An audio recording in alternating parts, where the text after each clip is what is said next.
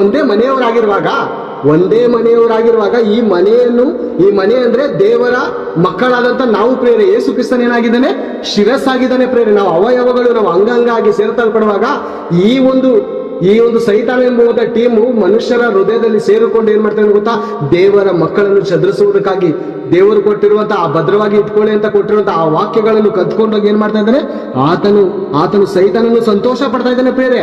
ಸಂತೋಷ ಪಡ್ತಾ ಇದ್ದಾನೆ ಯಾವಾಗ್ಲೂ ಪ್ರೇರೆ. ಲೂಕನು ಬರೆದ ಸುವಾರ್ತೆ ಅದೇ 11:25 ನೋಡಿಕೊಳ್ಳೋಣ. ಮನೆ ಗುಡಿಸಿ ಅಲಂಕರಿಸಿದಾಗಿರುವುದನ್ನು ಕಂಡು ಹೊರಟು ಹೋಗಿ ತನಗಿಂತ ಕೆಟ್ಟವುಗಳಾದ ಬೇರೆ 7 ದೆವ್ವಗಳನ್ನು ಕರಕೊಂಡು ಬರುವುದು. ಏನ್ ಪ್ರೇರೆ? ಅಲಂಕರಿಸಿಕೊಂಡಿರುವಾಗ ಅಲಂಕಾರ ಪ್ರೇರೆ, ಅಲಂಕಾರ.